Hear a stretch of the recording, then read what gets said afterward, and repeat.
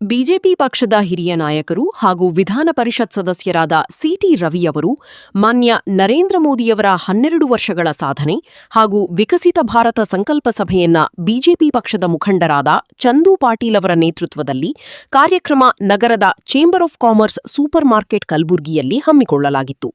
ಜ್ಯೋತಿ ಬೆಳಗಿಸಿ ಕಾರ್ಯಕ್ರಮವನ್ನು ಉದ್ಘಾಟಿಸಿದರು. ಈ ಸಂದರ್ಭದಲ್ಲಿ ಡಾಕ್ಟರ್ ಉಮೇಶ್ ಜಾಧವ್, ದತ್ತಾತ್ರೇಯ ಸಿ ಪಾಟೀಲ್, ಅಮರ್ನಾಥ್ ಪಾಟೀಲ್, ನಿತಿನ್ ಗುತ್ತೇದಾರ್ ಹಾಗೂ ಅನೇಕರು ಭಾಗವಹಿಸಿದ್ದರು.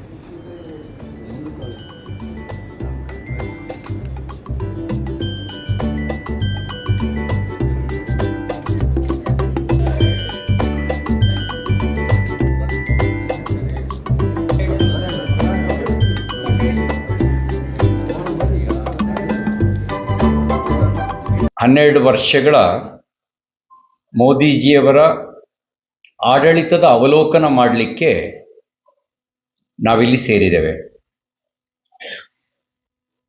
ಅವಲೋಕನ ಅರ್ಥ ಆಗಬೇಕು ಅಂದರೆ ಮೋದಿಜಿಯವರ ಪೂರ್ವದ ಆಡಳಿತದ ಅವಲೋಕನ ಮಾಡಬೇಕು. ಕಂಪ್ಯಾರಿಟಿವ್ ಸ್ಟಡಿ ಅಂತ ಹೇಳ್ತೀವಲ್ಲ, ಅದನ್ನು ನಮ್ಮ ಸಂಸದರು ಹೇಳ್ತಾ ಇದ್ರು, ನಮ್ಮ ಮಾಜಿ ಸಂಸದರು. ಮೋದಿ ಎರಾ ಮತ್ತು previous Modi, before Modi and after Modi, ಅದರ ಅವಲೋಕನ ನಡಿಬೇಕು. ನೀವು ಹಾಗೆ ಯೋಚನೆ ಮಾಡಿ, ಮೋದಿ ಪೂರ್ವದ ಆಡಳಿತ ಹೇಗಿತ್ತು? ಆಗ ಸ್ಕ್ಯಾಮ್, ಈಗ ಸ್ಕೀಮ್. ಸ್ಕ್ಯಾಮ್ ವರ್ಸಸ್ ಸ್ಕೀಮ್, ಹಗರಣಗಳ ಸರಮಾಲೆ. ಬ್ಯಾಂಕಿಂಗ್ ಹಗರಣ, ಯೂರಿಯಾ ಹಗರಣ, ಕಾಮನ್ವೆಲ್ತ್ ಹಗರಣ, ಕಲ್ಲಿದ್ದಲು ಹಗರಣ, ಕೆಜಿ ಬೇಸಿನ್ ಹಗರಣ, ಹೀಗೆ ಹಗರಣಗಳು. ಈಗ ಹಗರಣ ಮುಕ್ತ ಸರ್ಕಾರ. ಈಗ ಯೋಜನೆಗಳು,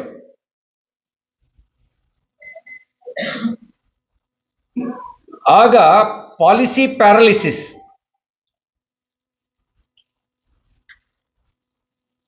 ಈಗ reforms. Policy paralysis versus reforms. ರಾಜಕೀಯ ಪರಿಭಾಷೆಯನ್ನೇ ಬದಲಿಸಿದ್ಯಾರು ಅಂದರೆ ಮೋದಿಜಿಯವರು. ಭಾರತೀಯ ಜನತಾ ಪಾರ್ಟಿಯಲ್ಲಿ ವ್ಯಕ್ತಿ ವೈಭವ ಕಡಿಮೆ. ನಾನು ಮೋದಿಜಿ ಹೇಳ್ತಾ ಇದ್ದೀನಿ ಅಂದರೆ ಅದು ವ್ಯಕ್ತಿ ವೈಭವ ಅಂತ ಯಾರೂ ಭಾವಿಸಬಾರ್ದು. ವ್ಯಕ್ತಿತ್ವದ ಅವಲೋಕನ. ಮೋದಿಜಿ ಅಂದರೆ ಬರೀ ವ್ಯಕ್ತಿ ಅಂತ ಅನ್ಕೋಬೇಡಿ, ಅದು ಭಿನ್ನ ವ್ಯಕ್ತಿತ್ವನ ಪರಿಚಯಿಸುವ ಕೆಲಸವನ್ನ ರಾಜಕಾರಣದಲ್ಲಿ ಮಾಡಿದರು.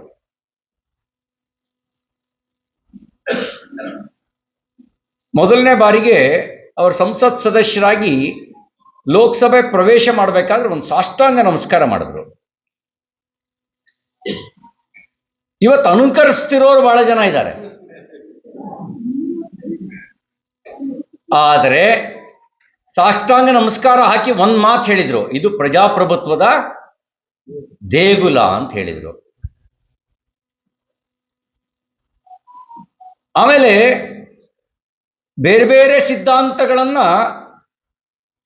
ಈ ರಾಷ್ಟ್ರ ಕಂಡಿದೆ. ಸಮಾಜವಾದಿ ಸಿದ್ಧಾಂತವನ್ನು ಕಂಡಿದೆ, ಕಮ್ಯುನಿಸ್ಟ್ ಸಿದ್ಧಾಂತವನ್ನು ಕಂಡಿದೆ, ಬಂಡವಾಳಶಾಹಿ ಸಿದ್ಧಾಂತವನ್ನು ಕಂಡಿದೆ. ಆದರೆ ಸಬ್ಕಾ ಸಾಥ್, ಸಬ್ಕಾ ವಿಕಾಸ್, ಸಬ್ಕಾ ವಿಶ್ವಾಸ್ ಅನ್ನುವಂಥ ವಾತಾವರಣ ಯಾರೂ ನಿರ್ಮಾಣ ಮಾಡಿರಲಿಲ್ಲ. ಕೆಲವರು ಸೆಕ್ಯುಲರ್ಗಳ ಪರಿಭಾಷೆಯಲ್ಲಿ ಓಲೈಕೆಯ ರಾಜನೀತಿಯೇ ಸೆಕ್ಯುಲರ್ ಅನ್ನುವಂಥ ದೃಷ್ಟಿಕೋನ ಕೊಟ್ಬಿಟ್ಟಿದ್ರು. ಮೋದಿಜಿ ಆಡಳಿತದಲ್ಲಿ ಓಲೈಕೆಯ ರಾಜಕಾರಣ ಇಲ್ಲ, ಅದು ವಿಶ್ವಾಸದ ರಾಜಕಾರಣ ಇದೆ. ಒಂದು ಕಾಲ ಇತ್ತು, ಜವಾಹರ್ಲಾಲ್ ನೆಹರು ಅವರು ಶಂಕುಸ್ಥಾಪನೆ ಮಾಡಿದ್ದು ಜವಾಹರ್ಲಾಲ್ ನೆಹರೂರವರು ಪ್ರಧಾನಮಂತ್ರಿಯಾಗಿ, ಅವ್ರ ಮಗಳು ಪ್ರಧಾನಮಂತ್ರಿಯಾಗಿ, ಮೊಮ್ಮಗ ಪ್ರಧಾನಮಂತ್ರಿಯಾಗಿ, ಮರಿಮಕ್ಕಳ ಕಾಲಕ್ಕೆ ಬಂದರೂ ಕೂಡ ಉದ್ಘಾಟನೆ ಆಗಿರಲಿಲ್ಲ.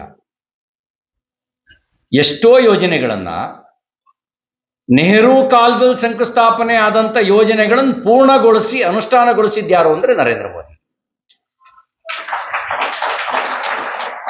ಈಗ ಮೋದಿಯೇ ಶಂಕುಸ್ಥಾಪನೆ ಮಾಡಿ ಮೋದಿಯೇ ಉದ್ಘಾಟಿಸ್ತಾರೆ. ಅಂದರೆ ಕಾರ್ಯಕ್ಕೆ ವೇಗ ಕೊಟ್ಟಿದ್ಯಾರು ಅಂದರೆ ಮೋದಿ. ಆಗ ಆಮೆಗತಿಯಲ್ಲಿ ಕಾರ್ಯ, ಈಗ ಜೆಟ್ ವೇಗದಲ್ಲಿ ಕೆಲಸ, ನಿಧಾನಗತಿಯಲ್ಲಿ. ಯಾಕೆ ಅಂದರೆ ಅವ್ರ ಕಾಲಕ್ಕೆ ಶಂಕುಸ್ಥಾಪನೆ ಆಗಿ ಅವ್ರ ಕಾಲಕ್ಕೆ ಮುಗಿದ್ರೆ ಮಕ್ಕಳು ಮೊಮ್ಮಕ್ಕಳು ಗತಿ ಏನಾಗಬೇಕು? ಅದಕ್ಕಾಗಿ ಹಿಂದಿನ ಕಾಲದಲ್ಲಿ ಮಕ್ಕಳು ಮೊಮ್ಮಕ್ಕಳು ಇದೇ ಯೋಜನೆ ಬಗ್ಗೆ ಮಾತಾಡಬೇಕು. ಆದರೆ ಈಗ ಹಾಗಲ್ಲ. ಹಂಗಾಗಿ ನಾನು ಅವಲೋಕನ ಮಾಡಬೇಕು ಅಂತಕ್ಕಂಥ ಮಾತು ಹೇಳಿದೆ. ಈಗ ಪಾಲಿಸಿ ಪ್ಯಾರಲಿಸಿಸ್ ಇಲ್ಲ. ನಮ್ಮ ದೇಶದ ಎಕಾನಮಿಯನ್ನ IMF ಫ್ರೊಜೈಲ್ 5 ಎಕಾನಮಿ ಅಂತ ಹೇಳಿತ್ತು. ಫ್ರೊಜೈಲ್ 5 ಎಕಾನಮಿ ಅಂದರೆ ನಮ್ಮ ದೇಶಕ್ಕೆ ಕಿರೀಟ ಅಂತ ಯಾರೋ ಭಾವಿಸ್ಬೇಡಿ. ಹಾಸ್ಪಿಟ್ಲಲ್ಲಿ ಪೇಷಂಟನ್ನ ICUಗೆ ಇಟ್ಟಿದ್ದಾರೆ ಅಂತ ಹೇಳಿದ್ರೆ ಪೇಷಂಟ್ ಚೆನ್ನಾಗಿದ್ದಾರೆ ಅಂತ ಲೆಕ್ಕನ? ಬಹಳ ಕ್ರಿಟಿಕಲ್ ಕಂಡೀಷನ್ ಇದೆ, ಎಕ್ಸ್ಟ್ರಾ ಕೇರ್ ಆಗಿ ನೋಡ್ಕೊಳ್ಬೇಕು ಅನ್ನೋ ಕಾರಣಕ್ಕೆ ICUಲಿ ಇಡ್ತಾರೆ. ಡೇಂಜರ್ ಝೋನಲ್ಲಿ ಇದ್ರೆ ICUಲಿ ಇಡ್ತಾರೆ. ನಮ್ಮ ದೇಶದ ಎಕಾನಮಿ ಜಾಗತಿಕವಾಗಿ ಅರ್ಥಶಾಸ್ತ್ರಜ್ಞನೇ ಪ್ರಧಾನಮಂತ್ರಿ ಆಗಿದ್ದ ಕಾಲದಲ್ಲಿ ಡೇಂಜರ್ ಝೋನಲ್ಲಿ ಇತ್ತು. ಅದನ್ನು ಫ್ರೊಜೈಲ್ 5 ಎಕಾನಮಿ ಅಂತ ಕರಿತಾ ಇದ್ರು. ಈಗ ಫ್ರೊಜೈಲ್ 5 ಎಕಾನಮಿ ಅಲ್ಲ, ಈಗ one of the 4th largest economy in the world. ಅಂದ್ರೆ ವಿಶ್ವದಲ್ಲಿ 4ನೇ ಅತ್ಯಂತ ಜಾಗತಿಕ ಶಕ್ತಿ ಯಾವುದು ಅಂದ್ರೆ ಅದು ಭಾರತ. ಕೆಲವರಿಗೆ ಬಿಜೆಪಿ ಕಂಡ್ರೆ ಬಿಜೆಪಿ ಅತಿ ಹೆಚ್ಚು ರಾಜ್ಯಗಳಲ್ಲಿ ಅಧಿಕಾರ, ಬಿಜೆಪಿ ಅತಿ ಹೆಚ್ಚು ಸದಸ್ಯತ್ವವನ್ನು ಹೊಂದಿರದ ಪಾರ್ಟಿ ಅಂದ್ರೆ ಜೀರಿಮೆಣಸಿಕಾಯಿ ಹಾಕ್ದಂಗೆ ಆಗೋದು ಸ್ವಾಭಾವಿಕ. ಸಂಕಟ, ಹೊಟ್ಟೆ ಉರಿ, ರಾಜಕಾರಣದ ಕಾರಣಕ್ಕೆ ಆಗೋದು ಸ್ವಾಭಾವಿಕ. ಆದರೆ ನಮ್ಮ ಭಾರತ ವಿಶ್ವದ 4ನೇ ಅತಿ ದೊಡ್ಡ ಆರ್ಥಿಕ ಶಕ್ತಿ ಎಂದಾಗಲೂ ಹೊಟ್ಟೆ ಉರಿ ಆಗುತ್ತೆ ಅಂದ್ರೆ ಏನ್ ಅನ್ಬೇಕು ಅವರಿಗೆ? ಕೆಲವರಿಗೆ ಭಾರತ ವಿಶ್ವದ 4ನೇ ಅತಿ ದೊಡ್ಡ ಆರ್ಥಿಕ ಶಕ್ತಿಯಾಗಿದ್ದು ಕೂಡ ತಡೆಯಲಿಕ್ಕಾಗದಿರೋ ಸಂಗತಿ ಆಯಿತು. ನಾನು ಕಂಪೇರ್ ಮಾಡಬೇಕು ಅನ್ನೋ ಮಾತನ್ನ ನಾನು ಹೇಳಿದ್ದೆ. ನಾವು ಬಹಳ ಸರಳವಾಗಿ ಹೇಳ್ಬೋದು ಅಂದ್ರೆ ಮೋದಿ ಯುಗವನ್ನ ಫಾರ್ಮ್ಸ್, ರಿಫಾರ್ಮ್ಸ್, ಪರ್ಫಾರ್ಮ್ಸ್ ಮತ್ತು ಟ್ರಾನ್ಸ್ಫಾರ್ಮಿಂಗ್. ಯಾರಿಗೆ ಟ್ರಾನ್ಸ್ಫಾರ್ಮ್ ಮಾಡಿದ್ರು? ಟೀಕೆ ಮಾಡೋರು ಹೇಳ್ತಾರೆ ಅದಾನಿ ಅಂಬಾನಿ ಅವರಿಗೆ ಶಕ್ತಿ ತುಂಬೋ ಕೆಲಸ ಮಾಡ್ತಾ ಇದೆ ಮೋದಿ. ಅವ್ರು ಹೇಳೋದು ಕೇಳಿಬಿಟ್ರೆ ಅದಾನಿ ಅಂಬಾನಿ ಎಲ್ಲ ಮೋದಿ ಪ್ರೈಮ್ ಮಿನಿಸ್ಟರ್ ಆದ್ಮೇಲೆ ಹುಟ್ಟಿರೋರು, ಪ್ರೈಮ್ ಮಿನಿಸ್ಟರ್ ಆದ್ಮೇಲೆ ಶ್ರೀಮಂತರಾದವರು ಅನ್ನೋ ರೀತಿಯಲ್ಲಿ ಅವ್ರು ಮಾತಾಡ್ತಾರೆ. ಮತ್ತೆ ಅದಾನಿ ಅಂಬಾನಿ ಟೀಕೆ ಮಾಡೋರೆಲ್ಲ ಬೆಂಗಳೂರಿನ ಎಂಥದ್ದು ಟನಲ್ ರೋಡು, ಅದಕ್ಕೆ ಅದಾನಿನೇ ಕರೆದು ಅಗ್ರಿಮೆಂಟ್ ಮಾಡ್ಕೊಳ್ತಾರೆ. ಹಂಗೆ ಟೀಕೆ ಮಾಡೋರು. ವಾಸ್ತವಿಕತೆ ಏನು ಅಂದ್ರೆ 11 ಕೋಟಿ ಕುಟುಂಬಗಳಿಗೆ ಗ್ಯಾಸ್ ಸೌಕರ್ಯ ಒದಗಿಸಿದ್ರು. ಅದರಲ್ಲಿ ಅದಾನಿ ಅಂಬಾನಿ ಮಕ್ಕಳ ಈ ದೇಶದ ಬಡವರಿಗೆ ಗ್ಯಾಸ್ ಸಂಪರ್ಕ ಒದಗಿಸಿದ್ದು. ಯಾಕೆ ಒದಗಿಸಿದ್ರು? ಕೆಲವರು ಬಡತನವನ್ನ ನೋಡಿರ್ತಾರೆ, ಕೆಲವರು ಬಡತನದ ಬಗ್ಗೆ ಕೇಳಿರ್ತಾರೆ. ಆದ್ರೆ ನಮ್ಮ ದೇಶದ ಪ್ರಧಾನಮಂತ್ರಿ ಬಡತನವನ್ನು ಅನುಭವಿಸಿದ್ರು. ಅವ್ರ ತಾಯಿ ಹಸಿ ಸೌದೆಯಲ್ಲಿ ಅಡಿಗೆ ಮಾಡುವ ಕಷ್ಟವನ್ನು ನೋಡಿದ್ರು, ಅನುಭವಿಸಿದ್ರು. ಯೋಚನೆ ಮಾಡಿದ್ರು, ನನ್ನ ತಾಯಿ ಪಟ್ಟ ಕಷ್ಟವನ್ನ ನಮ್ಮ ದೇಶದ ಯಾವ ತಾಯಿಯಂದಿರು ಪಡಬಾರದು ಅಂತ ಉಜ್ವಲ ಗ್ಯಾಸ್ ಯೋಜನೆ ಸಂಪರ್ಕ ತಂದರು. ಗರೀಬಿ ಹಟಾವ್ ಘೋಷಣೆ ಶ್ರೀಮತಿ ಇಂದಿರಾ ಗಾಂಧಿಯವರ ಕಾಲದ್ದು. ಬಡವರ ಬಡತನ ದೂರ ಆಗಿತ್ತಾ ಅಂದ್ರೆ ಒಂದು ಪ್ರಶ್ನಾರ್ಥಕ ಚಿಹ್ನೆ. ಆದ್ರೆ ಆ ಕಾಲಘಟ್ಟದಲ್ಲಿ ಆಡಳಿತ ನಡೆಸಿದವರ ಬಡತನ ಅಂತೂ ದೂರ ಆಗಿತ್ತು. ಅದು ಕಲಬುರಗಿಯ ಉದಾಹರಣೆ. ಕಲಬುರಗಿ ಜನರ ಬಡತನ ದೂರ ಆಗಿರಲಿಲ್ಲ. ಆದ್ರೆ ಆ ಕಾಲಘಟ್ಟದಲ್ಲಿ ಗರೀಬಿ ಹಟಾವ್ ಘೋಷಣೆ ಹಾಕಿ ಅಧಿಕಾರ ಹಿಡ್ಕೊಂಡಿದ್ರಲ್ಲ, ಅವ್ರ ಬಡತನ ಅಂತೂ ದೂರ ಆಗಿದೆ. ಅವ್ರ ಬಡತನ ದೂರ ಆಗಿದೆ. ಬ್ಯಾಂಕ್ ರಾಷ್ಟ್ರೀಕರಣ ಮಾಡಿದ್ರು. ಯಾತಕ್ಕಾಗಿ ರಾಷ್ಟ್ರೀಕರಣ ಅಂತ ಕೇಳಿದ್ರೆ ಅವ್ರ ಘೋಷಣೆ ಏನು ಅಂದ್ರೆ, ಬಡವರಿಗಾಗಿ ಬ್ಯಾಂಕನ್ನ ರಾಷ್ಟ್ರೀಕರಣ ಮಾಡ್ತಾ ಇದೀವಿ, ನ್ಯಾಷನಲೈಸ್ ಮಾಡ್ತಾ ಇದೀವಿ. ಯಾಕೆ ಅಂದ್ರೆ ಬಡವರಿಗಾಗಿ ಅಂತ ಹೇಳಿ. ಅದರ ಸತ್ಯ ನಿಮಗೆ ಗೊತ್ತಿರಲಿ, ದೇಶದ 34 ಕೋಟಿ ಬಡ ಕುಟುಂಬಗಳು ಬ್ಯಾಂಕ್ನಲ್ಲಿ ಅಕೌಂಟೇ ಹೊಂದಿರಲಿಲ್ಲ.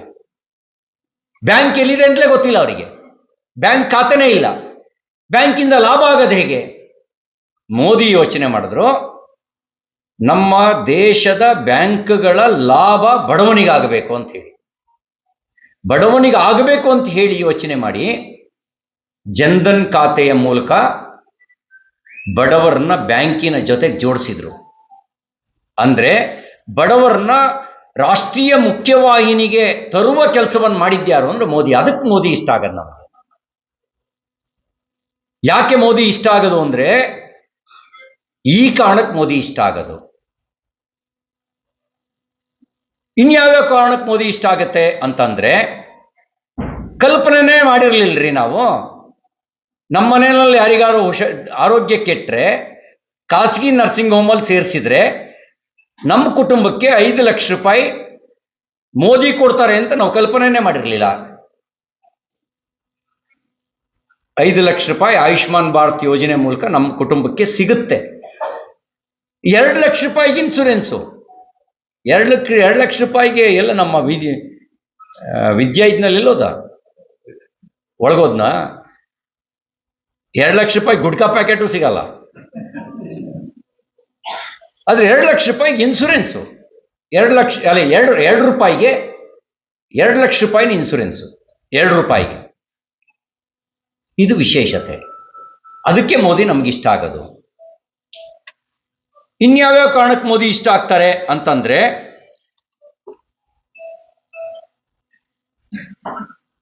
ಒಂದ್ ಕೆನ್ನೆಗೆ ಹೊಡೆದ್ರೆ ಇನ್ನೊಂದು ಕೆನ್ನೆ ತೋರಿಸಿ ಅಂತ ಹೇಳ್ತಿದ್ರು. ಹಂಗಾಗಿ ಬಂದವರೆಲ್ಲ ಕೆನ್ನೆಗೆ ಹೊಡೆದು ಹೋಗ್ತಿದ್ರು. ಹೆಂಗೆ ಅಂದ್ರೆ ಇನ್ನೊಂದು ಕೆನ್ನೆ ತೋರಿಸ್ತಾರೆ ಅಂತ. ಒಂದ್ ಕಾಲದಲ್ಲಿ ದಿನ ಸುದ್ದಿ ಆಗ್ತಿತ್ತು, ಹೈದರಾಬಾದ್ನಲ್ಲಿ ಬಾಂಬ್ ಸ್ಫೋಟ, ಮುಂಬೈನಲ್ಲಿ ಬಾಂಬ್ ಸ್ಫೋಟ, ದೆಹಲಿಯಲ್ಲಿ ಬಾಂಬ್ ಸ್ಫೋಟ. ಈ ಬಾಂಬ್ ಸ್ಫೋಟದ ನಿತ್ಯ ಸುದ್ದಿ. ಈಗ ಒಂದ್ ಕೆನ್ನೆಗೆ ತೋರಿಸಿದ್ರೆ ಇನ್ನೊಂದು ಒಂದ್ ಕೆನ್ನೆಗೆ ಹೊಡೆದ್ರೆ ಇನ್ನೊಂದು ಕೆನ್ನೆ ತೋರಿಸಿ ಅನ್ನುವಂತ ರಾಜಕೀಯ ನೇತೃತ್ವ ಇಲ್ಲ. ಕೆನ್ನೆಗೆ ಹೊಡೆಯೋ ಕೈ ಎತ್ತುವ ಕೈಯೇ ಇರಬಾರ್ದು ಅನ್ನೋ ರಾಜಕಾರಣ.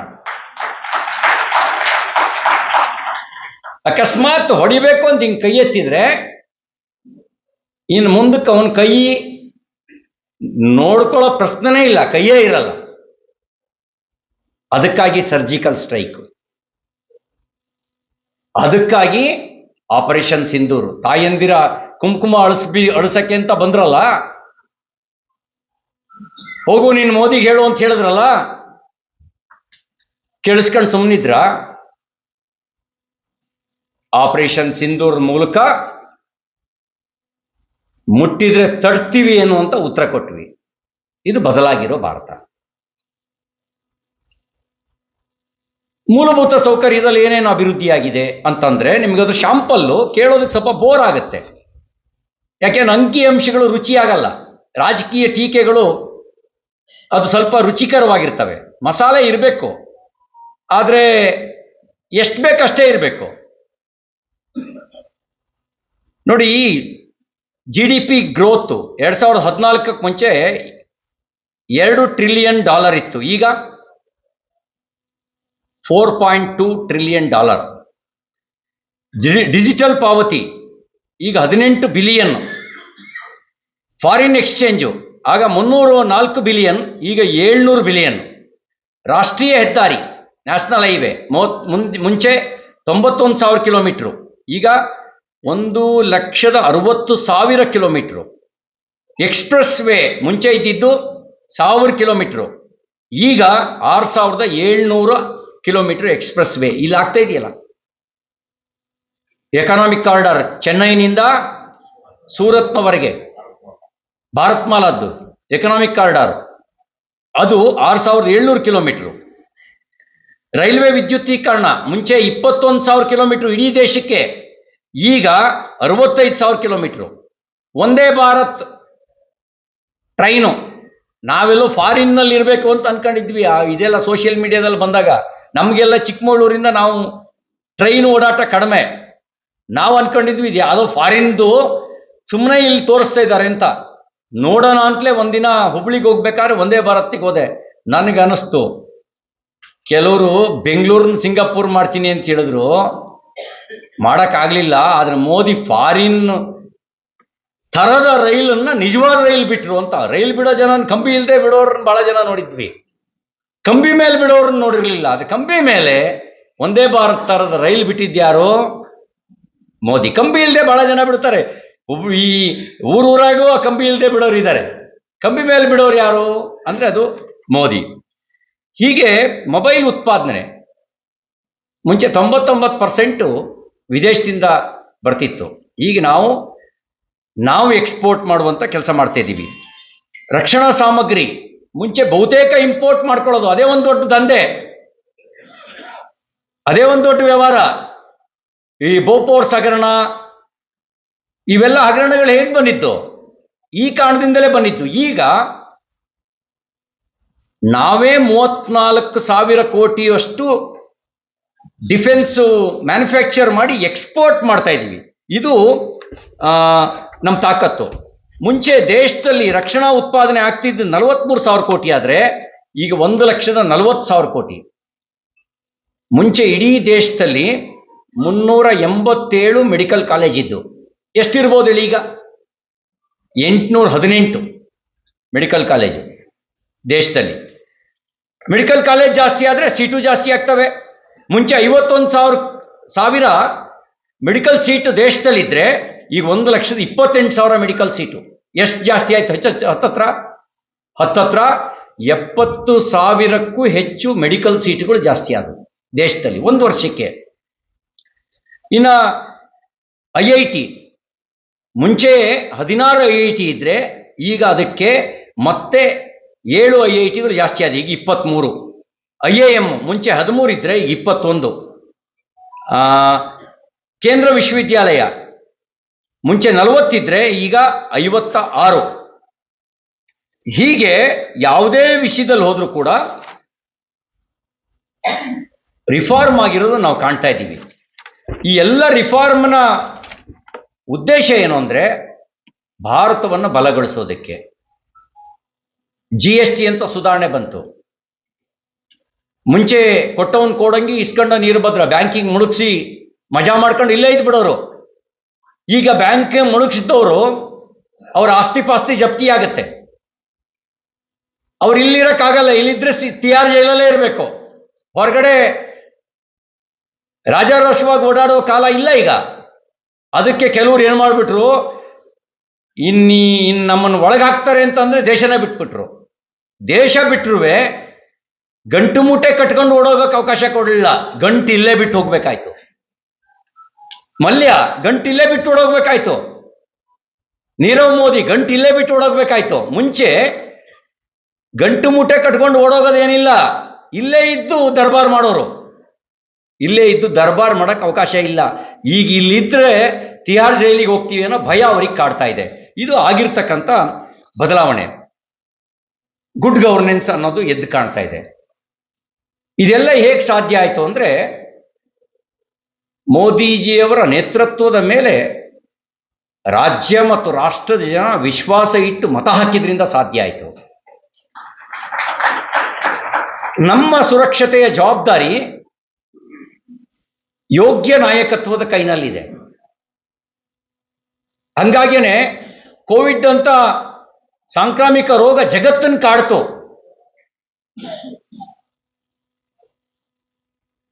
ಬಹಳ ಜನ ಯೋಚನೆ ಮಾಡಿದ್ರು, ಭಾರತದಲ್ಲಿ ಕೋಟ್ಯಾಂತರ ಸಂಖ್ಯೆಯಲ್ಲಿ ಜನ ಸಾಯಬಹುದು ಅಂತ ಹೇಳಿ. ಯಾರೂ ಯೋಚನೆ ಮಾಡಿರಲಿಲ್ಲ. ಉಚಿತವಾಗಿ ಕೆಲವರು ಯೋಚನೆ ಮಾಡಿದ್ರು, ನಾವು ಒಳ್ಳೆ ಈ ಸಂದರ್ಭದ ಲಾಭ ಪಡಿಬಹುದು ಅಂತ ಹೇಳಿ. ಆದರೆ ಉಚಿತವಾಗಿ ವ್ಯಾಕ್ಸಿನ್ ಕೊಡೋದ್ರ ಮೂಲಕ ನಮ್ಮ ದೇಶದ ಜನರಿಗೆ ಸುರಕ್ಷಾ ಕವಚವಾದ್ರು ಮೋದಿ. ಇವತ್ತು ನೋಡಿ, ನಿಮ್ಮ ಸಿಬಿಲ್ ಸ್ಕೋರ್, ನಮಗೆ ಯಾವ ಇನ್ಫ್ಲೂಯೆನ್ಸು ಬೇಡ. ನಮ್ಮ ಸಿಬಿಲ್ ಸ್ಕೋರ್ ಇದ್ರೆ ಬ್ಯಾಂಕ್ ಆಟೋಮೆಟಿಕ್ ಆಗಿ ನಮ್ಮ ಲೋನ್ ಹೆಚ್ಚು ಕೊಡುತ್ತೆ ಮತ್ತು ರಿನ್ಯೂವಲ್ ಮಾಡುತ್ತೆ. ಮುದ್ರಾ ಸ್ಕೀಮ್ ಬರೋದಕ್ಕೆ ಮುಂಚೆ ಶ್ಯೂರಿಟಿ ಇಲ್ಲದೆ, ಸೆಕ್ಯೂರಿಟಿ ಇಲ್ಲದೆ ಲೋನ್ ಕೊಡ್ತಿರಲಿಲ್ಲ. ಇವತ್ತು ವಿತೌಟ್ ಶ್ಯೂರಿಟಿ, ವಿತೌಟ್ ಸೆಕ್ಯೂರಿಟಿ ಬಡವನಿಗೂ ಲೋನ್ ಸಿಗುತ್ತೆ. PM ವಿಶ್ವಕರ್ಮ ಯೋಜನೆ ದುಡಿಯುವ ವರ್ಗಕ್ಕೆ ಒಂದು ವಿಶ್ವಾಸ ಮೂಡಿಸಿದೆ. ಬೀದಿ ಬದಿಯ ವ್ಯಾಪಾರಸ್ಥರಿಗೆ PM ಸ್ವನಿಧಿ ಯೋಜನೆ, ಅವರು ಮೀಟರ್ ಬಡ್ಡಿ ದರದಿಂದ ಅವರು ಶೂನ್ಯ ಬಡ್ಡಿ ದರದಲ್ಲಿ ಸಾಲ ಸಿಗುವಂಥ ವ್ಯವಸ್ಥೆ ಅವರಿಗೆ ನಿರ್ಮಾಣ ಆಗಿದೆ. ಇದು ಆಗಿರ್ತಕ್ಕಂಥ ಬದಲಾವಣೆಗಳು. ಜಾಗತಿಕ ಸಂಕಷ್ಟಗಳಿಂದ ಪಾರು ಮಾಡೋದಲ್ಲದೆ ಈ ಎಲ್ಲ ಯೋಜನೆಯನ್ನು ಮಾಡ್ತಾ ಸ್ವದೇಶಿ ನಿರ್ಮಾಣಕ್ಕೂ ಒತ್ತು ಕೊಟ್ಟಿದ್ದಾರೆ. ನಮ್ಗೆಲ್ರಿಗೂ ಒಂದು ಕರೆ ಕೊಟ್ಟಿದ್ದಾರೆ. ಅದೇನಂದ್ರೆ vocal for local, make in India. Make in ಇಂಡಿಯಾದ್ರಿಂದ ಲಾಭ ಏನು ಅಂತಂದ್ರೆ, ಆರಂಭದಲ್ಲಿ ವಿದೇಶಿ ಬಂಡವಾಳ ಹೂಡಿಕೆದಾರರೇ ಬಂದು ಇನ್ವೆಸ್ಟ್ ಮಾಡಬಹುದು. ಇವತ್ತು ಮೇಕ್ ಇನ್ ಇಂಡಿಯಾ ಆದರೆ ನಾಳೆ ಮೇಡ್ ಬೈ ಇಂಡಿಯಾ ಆಗತ್ತೆ. ಭಾರತೀಯರೇ ತಯಾರಿಸುವಂತ ಸಾಮರ್ಥ್ಯ ನಮಗೆ ಬರುತ್ತೆ. ನಮಗೆ ಆತ್ಮವಿಶ್ವಾಸ ಬಂದ್ರೆ ಭಾರತೀಯರು ಯಾರಿಗೂ ಕಡಿಮೆ ಇಲ್ಲ. ನಮಗೆ ಕಾನ್ಫಿಡೆನ್ಸ್ ಬರಬೇಕಷ್ಟೇ. 25 ಕೋಟಿಗೂ ಹೆಚ್ಚು ಬಡವರು ಬಡತನ ರೇಖೆಯಿಂದ ಮುಕ್ತರಾಗಿದ್ದಾರೆ ಮೋದಿ ಈ 12 ವರ್ಷದಲ್ಲಿ. ಇದಾಗಿರ್ತಕ್ಕಂಥ ಬದಲಾವಣೆ. ಹಾಗಾಗಿ ಈ ಎಲ್ಲ ಸಂದರ್ಭಗಳಲ್ಲಿ ಭವಿಷ್ಯದ ಭಾರತಕ್ಕಾಗಿ ಮೋದಿ ಆಡಳಿತ ಮೂಲಸೌಕರ್ಯದಲ್ಲೇ ಒಂದು ದೊಡ್ಡ ಕ್ರಾಂತಿ ಮಾಡಿದೆ. ಆ ಕ್ರಾಂತಿಯ ಪಥ ಮುಂದುವರಿಬೇಕು ಅಂತ ಹೇಳಿದ್ರೆ ನಾವು ಪ್ರಜಾಪ್ರಭುತ್ವ ವ್ಯವಸ್ಥೆಯಲ್ಲಿ ಮೋದಿ ಎಂಥವರ ಆಡಳಿತಕ್ಕೆ ರಕ್ಷಾ ಕವಚ ಆಗಬೇಕು. ಆಗ್ಬೋದಾ? ಆಗ್ಬೋದು ಅನ್ನೋರು ಕೈ ಎತ್ರಿ. ನಾವು ಮೋದಿ ಆಡಳಿತಕ್ಕೆ ರಕ್ಷಾ ಕವಚ ಆದ್ರೆ ಮೋದಿ ದೇಶಕ್ಕೆ ರಕ್ಷಾ ಕವಚವನ್ನು ನಿರ್ಮಾಣ ಮಾಡ್ತಾರೆ. ಇದರ ನಡುವೆ ಅಪಪ್ರಚಾರ ಮಾಡೋರು ಅಪಪ್ರಚಾರ ಮಾಡ್ತಾನೆ ಇರ್ತಾರೆ. ಯಾಕೆಂದ್ರೆ ಮಾಡಕ್ ಕೆಲಸ ಇಲ್ದಲ್ಲೂ ಅಪಪ್ರಚಾರ ಮಾಡ್ತಾರೆ. ಪೂರ್ವಾಗ್ರಹ ಪೀಡಿತರಾಗೂ ಅಪಪ್ರಚಾರ ಮಾಡ್ತಾರೆ. ಮತ್ತು ಮೋದಿ ಅಂತವರಿಗೆ ಟೀಕೆ ಮಾಡಿದ್ರೆ ನಾನು ಏನೋ ದೊಡ್ಡವನಾಗ್ಬಿಡ್ತೀನಿ ಅನ್ನೋ ಭ್ರಮೆಯಲ್ಲೂ ಅಪಪ್ರಚಾರ ಮಾಡ್ತಾರೆ. ಅವ್ರಿಗೆ ಒಂದು ಮಾತು ಹೇಳಕ್ ಬಯಸ್ತೇನೆ, ಟೀಕೆ ಅಳಿಯುತ್ತೆ, ಉಳಿಯೋದು ಸಾಧನೆ ಮಾತ್ರ.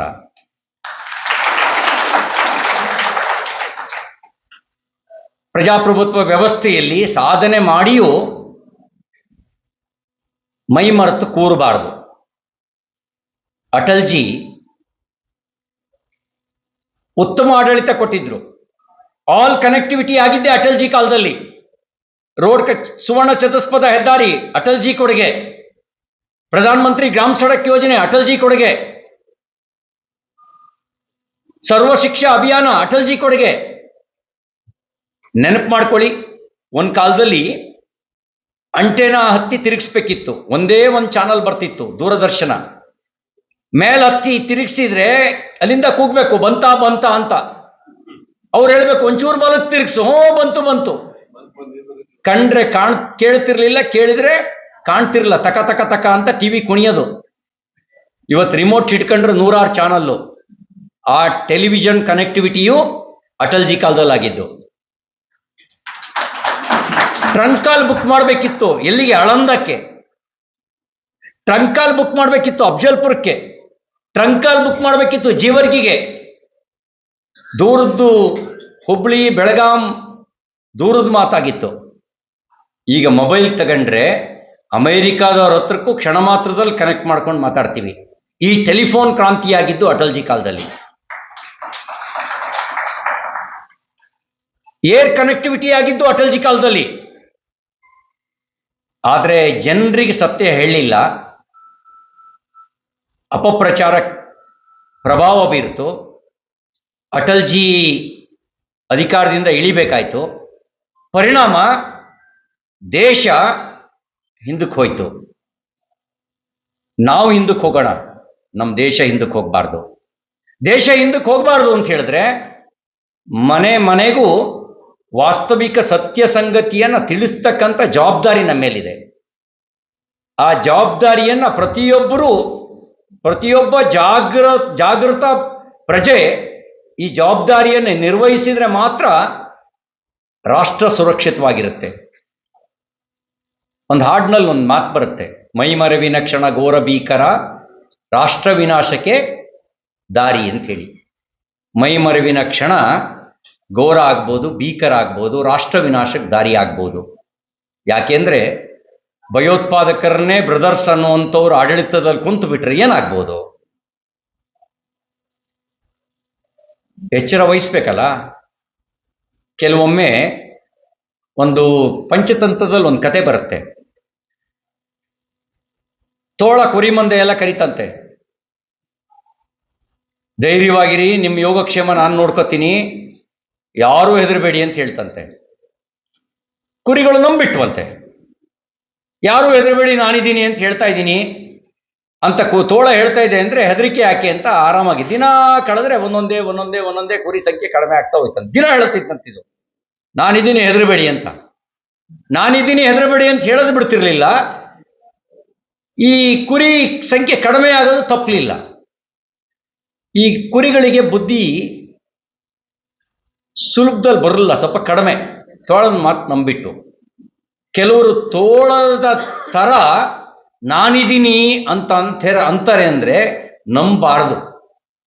ನಂಬಿದ್ರೆ ಆ ಪಂಚತಂತ್ರದ ಕಥೆಯಲ್ಲಿ ಕುರಿಗಳಿಗಾದ ಗತಿಯೇ ತೋಳವನ್ನು ನಂಬಿ ಕುರಿ ಬದುಕೋದು ಉಂಟೆ ಯಾವತ್ತಾದ್ರೂ. ಹಾಗೆ ತೋಳದ ಮನಸ್ಥಿತಿಯ ಕೈಯಲ್ಲಿ ಇರುವವರಿಗೆ ರಾಜಕೀಯ ಅಧಿಕಾರವನ್ನ ಕೊಟ್ಟು ಅವ್ರು ಹೇಳಿದ ಮಾತನ್ನ ನಂಬಿಕೊಂಡು ಸುರಕ್ಷಿತವಾಗಿರ್ಬೋದು ಅಂತ ಭಾವಿಸ್ಬೋದಾ? ಯಾಕೆ ಅಂದ್ರೆ ಇತ್ತೀಚೆಗೆ ಕೆಲವರು ನಾವು ನೋಡಿದ್ದೀವಿ, ಬ್ರಹ್ಮಾಂಡ ಭ್ರಷ್ಟಾಚಾರ ಮಾಡಿದವರೆಲ್ಲರೂ ಭ್ರಷ್ಟಾಚಾರ ಯಾರು ಮಾಡಿದ್ರು ನನಗೆ ಫೋನ್ ಮಾಡಿ ಅಂತ ಹೇಳ್ತಿದ್ದಾರೆ.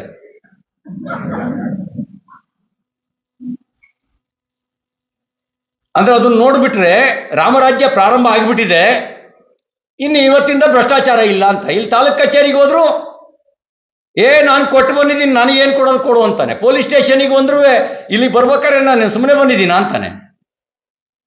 ಇನ್ನ ಲ್ಯಾಂಡ್ ಕನ್ವರ್ಷನ್ಗೆ ಹೋದ್ರೆ ಎಕರೆಗೆ ಎಷ್ಟು ಕೊಡ್ಬೇಕು ಕಲಬುರಗಿಲಿ ಲಂಚ?